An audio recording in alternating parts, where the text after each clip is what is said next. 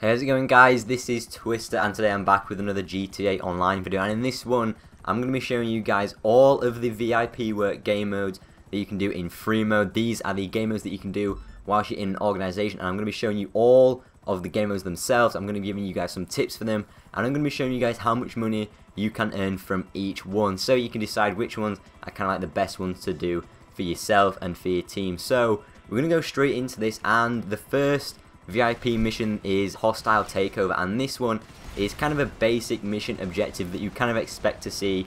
Basically, you need to go to an area, get a briefcase, and then deliver a briefcase to a drop-off. All the locations are marked on your map, and you can actually choose different locations to kind of start this mission. So one of the first locations is the airport, which is what you're seeing in the gameplay. A second location is the Merryweather base. A third location is Fort Zancudo, and the fourth location is the Altruist Cult. Now in this gameplay you can see I'm doing the one at the airport, and this one is kind of easy, but it's not the one I would recommend. I would actually recommend you do this one at the Altruist Cult. Now you have to be quick, and you have to be in and out pretty quickly before you get swamped by the cops. As you can see in the airport, a lot of cops come at you. That's why I would recommend going to the Altruist Cult, because it's out of the way. A lot of players won't expect you to be up there, and it'll buy you the biggest time doing it up in the countryside of Blaine County. That's not where a lot of people are, so when you actually collect the briefcase and it pops up on everyone else's screen that you're actually taking part in this hostile recovery mission, I doubt that a lot of people actually go up to the north and try and fight over the briefcase on this mission against your organization. So you get $16,500 for completing this mission. I believe this is the same payout that all organization members do get, but as you can see, I am doing all of these missions as a VIP, so I'm not sure how the payout varies between VIPs and the bodyguards. So quite a basic mode to start off with, pretty easy. Just land near the briefcase, get one of your preferably bodyguards to jump out, collect it, get back in a helicopter, and then fly to the destination. Now just bearing in mind that if you have multiple choppers, that will probably be better off, because if other players start to compete against you for this mode and your chopper gets destroyed, that's going to mean that every member of your organization is going to die. So if you do have multiple choppers, it just reduces the amount of chance that you're all going to die and fail the mission, because as soon as you die, the briefcase gets dropped and anyone can pick that up and complete the mission for themselves. So the second VIP mission is called Asset Recovery, and this tasks you with stealing multiple vehicles and then delivering them to a checkpoint, which can be pretty far away. So in the gameplay that you're seeing, I was tasked with stealing 4 quad bikes, so that was pretty much meaning that each member of the organization has to steal a quad bike and deliver it to the location, and you get a certain amount of money for stealing each vehicle. So I think the max payout you can get overall is $20,000, but if there's multiple vehicles, you will get a certain percentage of that money for each vehicle you steal. So stealing 1 vehicle and delivering it will get you 5 grand. Stealing 2 vehicles will get you 10 grand, 3 vehicles will get you 15 grand, and stealing all 4 vehicles will get you 20 grand. Now this mission is quite hard, especially on quad bikes. When you're driving these, you're pretty much defenseless. Any player is notified when you steal the vehicles, and they can shoot you off these things pretty easy. So you got to be careful when you're driving down to the location, and similar to the Hostile Takeover mission, you can choose where you steal the vehicles from, and that is pretty much any police station in the game. So you've got the police station in Sandy Shores, Paleto Bay, and a few of them in Los Santos in the city. So again, I would sort of recommend stealing them from the lesser known police stations, but you are going to get swamped by players as soon as you enter the city if that's where you need to deliver them. Now an interesting tactic that I haven't been able to try is actually getting a cargo bob to lift up the vehicles. So for example, I've seen where you can steal 2 vehicles from one of the Mission Row police stations. Having a cargo bob to deliver those vehicles might be a good option. So if any of you guys get a chance to test that out, let me know how it goes. That could be an interesting way to finish this mission and get $20,000 for completing and delivering all the vehicles. The next VIP mode is Executive Deathmatch, and this allows your organization to compete directly with another organization within the free mode lobby to get the most kills on the opposition's VIP, and the winner will get $17,500. But in the gameplay, the other organization's VIP actually quit out of the mode, and we only got 500 cash, which kind of sucks. But you can get 17,500 for killing the enemy VIP 10 times in total to actually win the mode. So if you're doing this as a VIP, you kind of want to play quite defensively. You want to make sure your bodyguards are protecting you pretty well, and you want to only get the kills that you have to get because your lives matter. The more you die, the more chance you have of losing, so you want to die as few times as possible. So as a VIP, you want to play pretty defensively, only get the kills you need to get, and as a bodyguard, kind of get a good balance between playing aggressively to kill the other VIP enough times to win the game, but also playing defensively enough to protect your own VIP, so again you can still have a good chance of winning the VIP mode. Other than that, I can't really say much else. If you're good at PvP combat against other players, you'll probably enjoy this and you'll probably be good at this, so just utilize your skills and don't forget vehicles like armored Kurumas and other things that may be helpful. The next VIP mode is Executive Search, and this has got to be one of my personal favorites. So this one is all about staying hidden in a certain area around the map. So once you start up this mode, the game will give you a random area around the map. There's probably around 15-20 locations. I've definitely played in more than 10 different locations of this mode, and it's a lot of fun. So you need to go to the location with your team, and as the VIP, you need to stay hidden completely against other players. When you enter the location, players will be notified that you're there, that you're hiding, and they need to come and kill you. So you need to do your best to hide. Now, the trick to this is when you stay moving, you will stay hidden on the minimap, but once you stay still for too long, you will come up as a blip on the minimap and the other players will hunt you down quickly.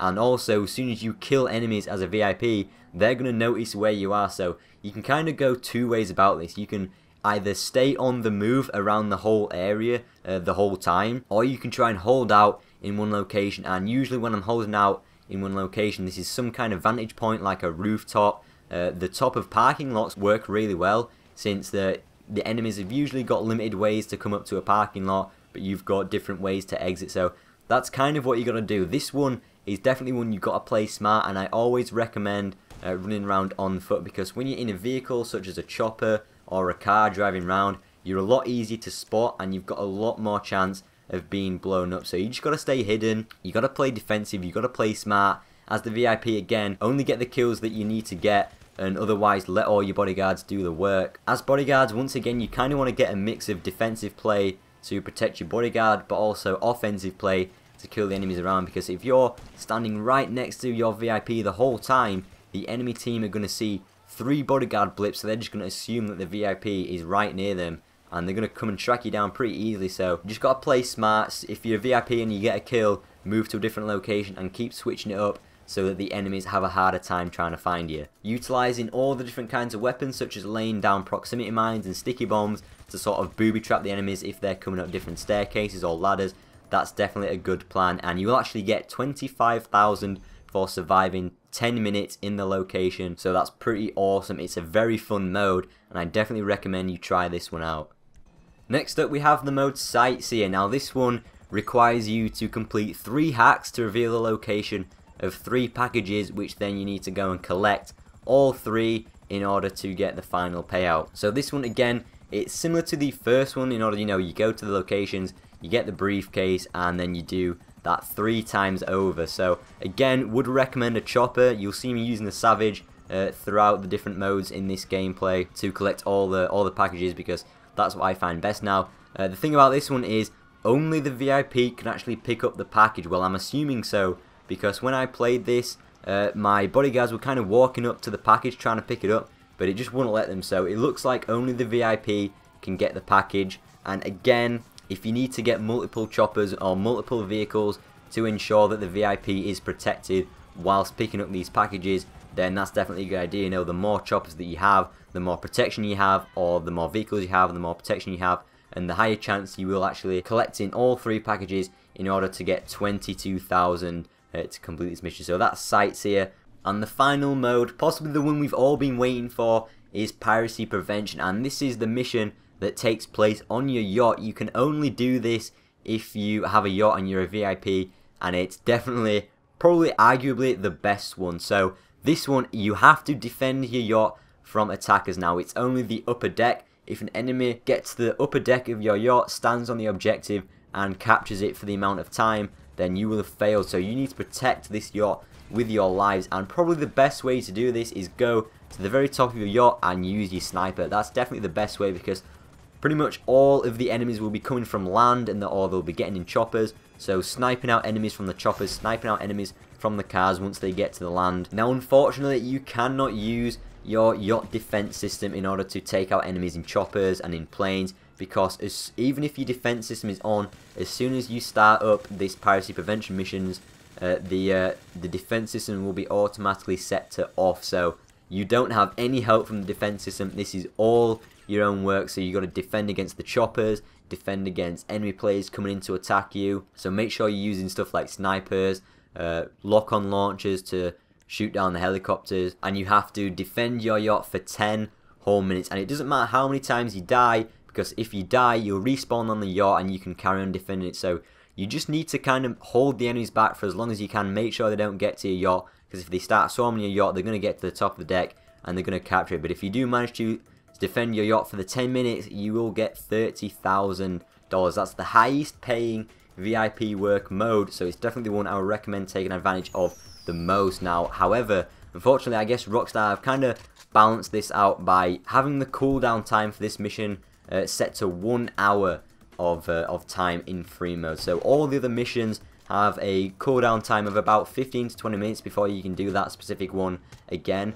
But for piracy prevention, you have to wait another hour in order to do this mission again. So that's something Rockstar have done to kind of balance it out, which is a shame because it is really fun. It's a lot of fun chilling on your yacht, sniping enemies trying to get to you and killing them over and over again to defend your yacht. So that is the last mission, piracy prevention. So there we have it. There's a complete rundown of all of the VIP work modes in GTA Online, as well as my tips to go with them, and of course all the payouts you get for doing these missions. So out of all the missions, I would probably recommend Executive Search and obviously Piracy Prevention, providing you have a yacht. But if you don't have a yacht, probably just switch it up between Hostile Takeover, because that's a really easy and quick one, and then Executive Search. I definitely really like Executive Search. It's a really fun one, and you get 25 grand for completing it as well. So hopefully you guys have enjoyed this video. I really wanted to get kind of a comprehensive breakdown of all the modes, showing you guys the modes, giving you guys tips, showing you guys how much money you get for them, and doing that all in one video as well. So I hope you guys appreciate that,